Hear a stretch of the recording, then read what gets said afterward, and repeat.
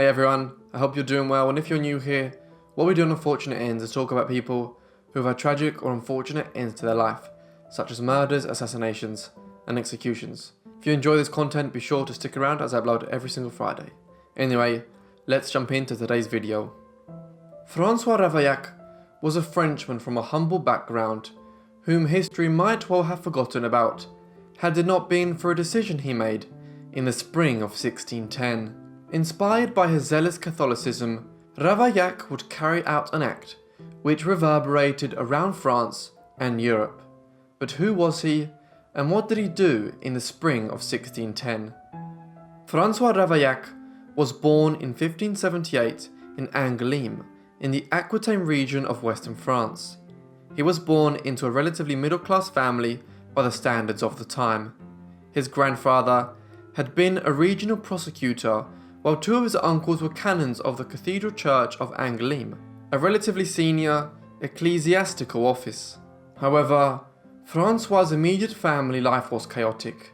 His father Jean was a violent man who had found himself in extensive legal difficulties in Francois' youth, and had effectively ended up as a beggar.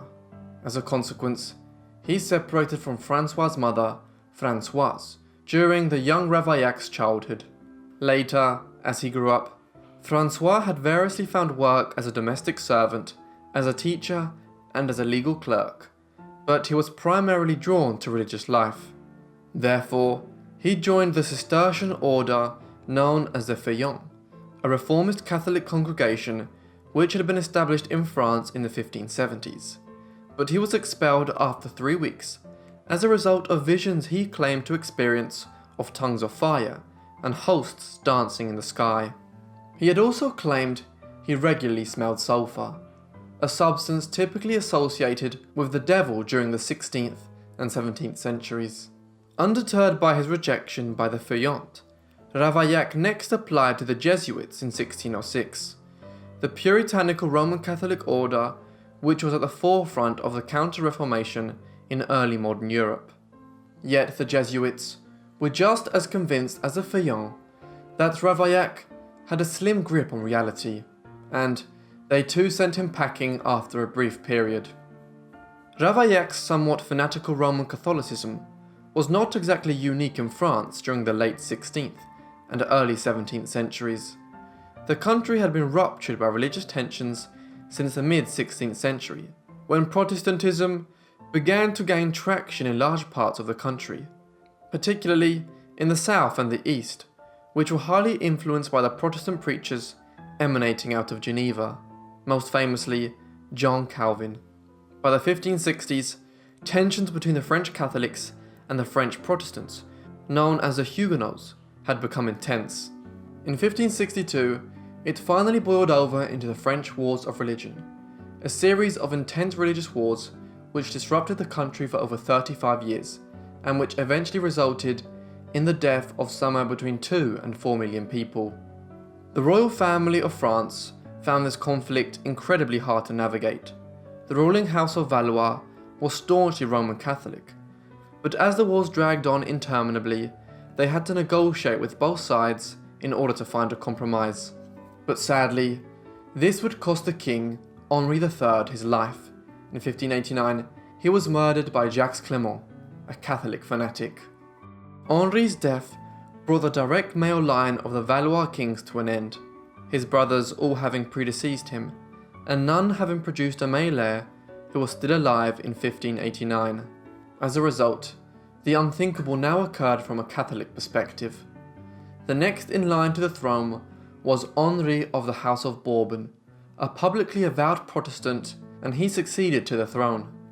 Despite being a Protestant, the new king Henri IV was able to bring the wars of religion to an end, first by converting to Catholicism, an act which led him to famously proclaim Paris is well worth a mass, and then by issuing the Edict of Nantes in 1598, through which Roman Catholicism was affirmed as a state religion, but as a result of which Protestants were given official religious toleration throughout France. Given his background, French Catholics had many reasons to dislike Henri IV. Suspicion abounded that he was still a Protestant, despite his public conversion.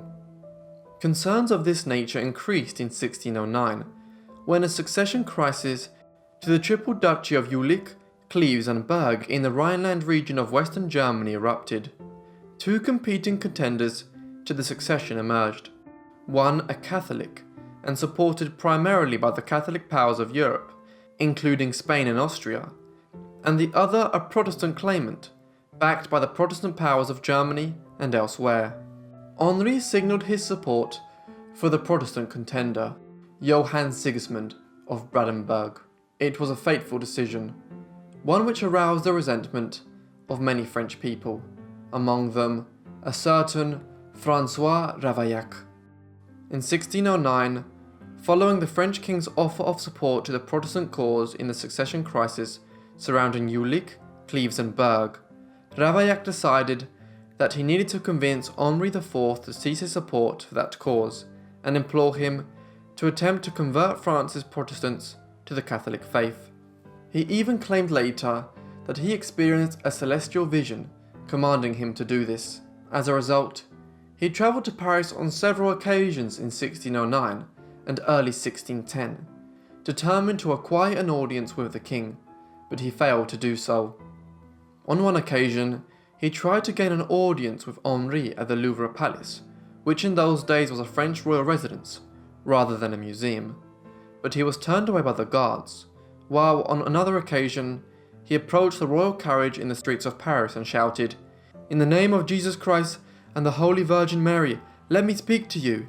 It was to no avail though. Then, when he saw Henri's support for the Protestant cause in Western Europe increasing, he determined on a different tactic. He would kill Henri IV. The date Ravaillac selected to undertake his act was the 14th of May 1610. Paris was in a celebratory mood.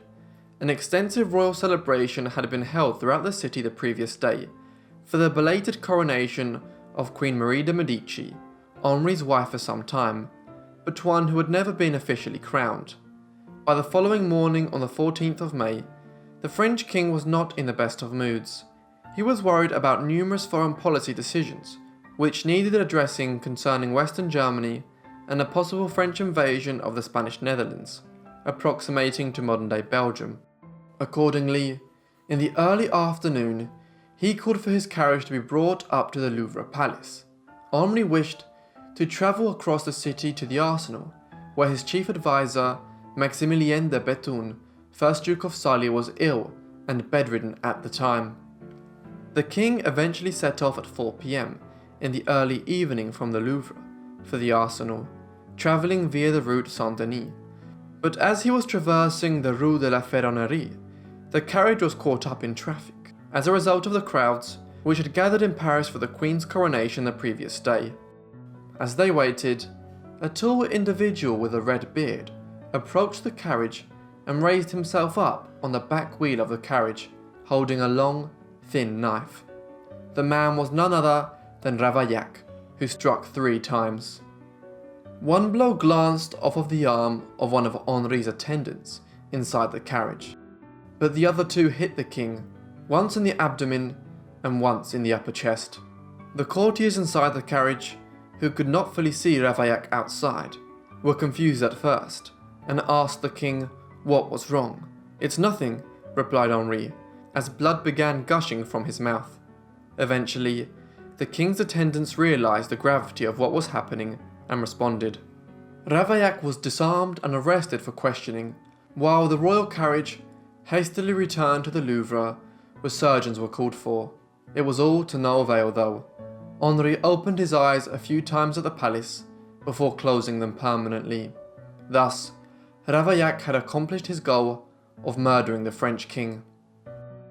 Ravaillac was taken to the house of the Duke of Ré and was imprisoned the following day at the Conciergerie, a former royal palace which had largely been converted into a prison in central Paris. The authorities wanted to question him and determine if he had acted alone or if he had accomplices, as Jacques Clément had when he murdered Henri III 21 years earlier. Ravaillac's interrogators, however, soon realized that the regicide was a madman, a fact revealed by his words and bits of paper which he had on his person. He also bore a piece of cloth which Ravaillac bizarrely claimed was a piece of the true cross that Jesus had been crucified on. He was questioned 4 times in the days that followed, and twice under torture, before the authorities were satisfied that he had acted alone. Ravaillac made no effort to disguise his crime, on one occasion asserting, "I know very well he is dead. I saw the blood on my knife and the place where I hit him, but I have no regrets at all about dying, because I've done what I came to do." Content with this confession, on the 27th of May, nearly 2 weeks after he had killed the king, and as Henri's funeral ceremonies were going on throughout the city, the Paris law courts found Ravaillac guilty of treason and sentenced him to death. There was no delay in executing his sentence. On the very same day that he was found guilty, Ravaillac was sent to do public penance outside Notre Dame Cathedral. He was then taken to the Place de Grève to be executed. Treason was punishable in early modern France by being hanged, drawn and quartered. First, the victim was tortured by being burned with molten metal and other substances. Ravaillac was then partially hanged, though not to death, before being effectively ripped apart by horses tied to each of his limbs. After this, his body was quartered and then burnt and destroyed. Following a typical procedure for those who had been guilty of regicide or attempted regicide, his parents were forced into exile from France, while other relatives had to change their names from Ravaillac. No crime in early modern Europe met with such a brutal punishment as treason in the form of regicide or attempted regicide. Hence, Francois Ravaillac, the fanatical Roman Catholic who dared to kill a king, met with a fateful and brutal end in the spring of 1610. Ultimately, Ravaillac need not worry about the direction of religious affairs in France under the House of Bourbon. Henri's son and heir, Louis XIII, was solidly Roman Catholic. More significantly, his grandson and Louis XIII's son and successor, Louis XIV, was a staunch Roman Catholic who empowered the Roman Catholic Church in France during his long reign between 1643 and 1715.